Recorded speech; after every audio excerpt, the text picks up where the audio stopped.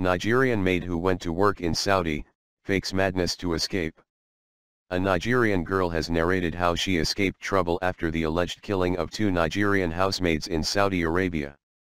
It was earlier reported how two Nigerian girls were allegedly killed by their employers after being trafficked to work as housemaids in Saudi Arabia. It was gathered that the murder of the two young women occurred within a space of 2 weeks in the respective homes where they worked as servants by their Saudi bosses. The third Nigerian girl revealed she traveled to Saudi Arabia to work as a maid while her family thought she was living and working in Europe. She also said she decided to flee to Oman, a country close to Saudi, following reports of the killing of the two Nigerian maids by their bosses. The young lady in a chat with Satellite Times revealed that weeks after she arrived Oman, she discovered that her new boss, a woman, had allegedly killed her last maid in cold blood.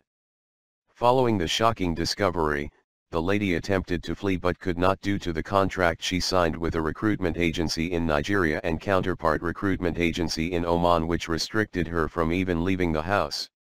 According to Satellite Times, the lady, who was frightened in her new home, decided to do something in order to escape, hence she decided to fake madness. She started faking madness by uttering gibberish words, including Yoruba incantation, while covering her face with white powder and displaying to the shock of everyone in the house, even guests.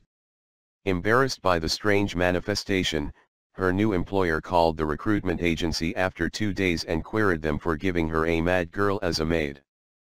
The housemaid continued her mad display for 3 days without food nor water, according to the report.